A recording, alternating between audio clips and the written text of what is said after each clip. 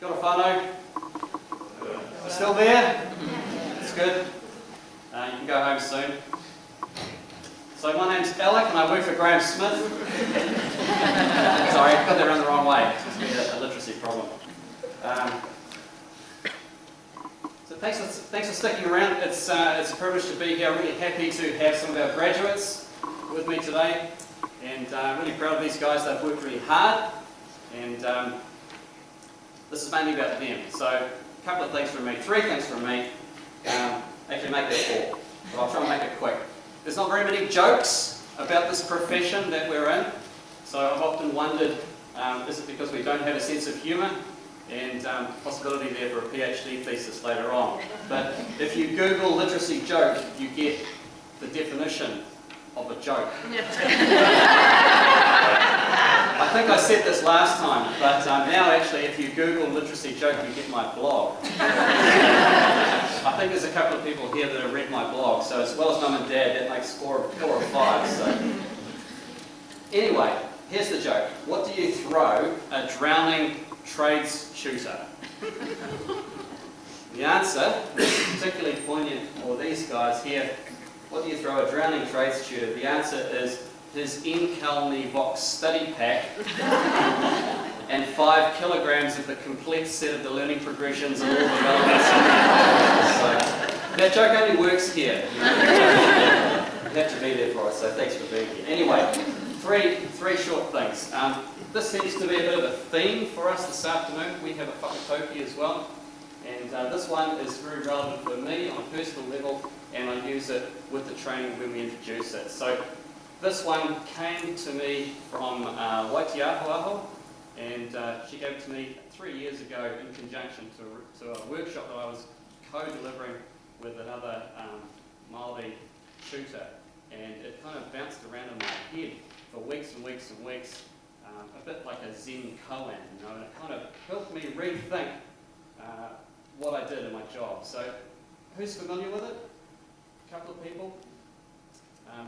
Very loose translation, well, more of a literal translation, with feathers a bird can fly. And really it's about putting the feathers in those cloaks that our learners need, giving them the skills and strategies that they need. So that's really our kaupapa that we use when we start delivering this training. Second thing, this is what we do, this is what we have to do, and this is what our tutors do as well. We need to be the lens of trying to take that 5 kilograms of all that stuff and presenting it, representing it in a way which is an everyday language that people can understand. That's what we have to do with our job. But it's also the same skill that our tutors have as well. That's what they need to do with their trade stuff. They need to act as a translator and an interpreter. And I think they've done it. So that's the second thing. Third thing, this is what the course looks like. This is the framework, the model, if you like. This is the model that we use for our delivery. And we've had to do the same thing. We've had to take all that stuff that's in Unit Standard 21204 and the learning progressions and try and think, what's a way that people will understand that we can communicate this model, this framework for doing literacy and numeracy. So we took the TEC model, which is the triangle in the centre, the 3 knowings, and we took the NCQA model, which is how they create the framework for the unit standards, and we just put them together and came up with this. So as people work through the course, we cover off, you know, in an imperfect and very limited way, but we cover off the New Zealand context. We scratch the surface of this whole thing around Māori literacy and numeracy, which is amazing. You know, it's been an amazing learning curve for me, still is. We introduce the learning progressions, we talk about mapping, we introduce the assessment tool, as well as helping people think about how they might create their own mini contextualised diagnostics. We look at the embedding process, learning outcomes and all that stuff, around to how do we measure progress for literacy and numeracy and how do we evaluate what people have done.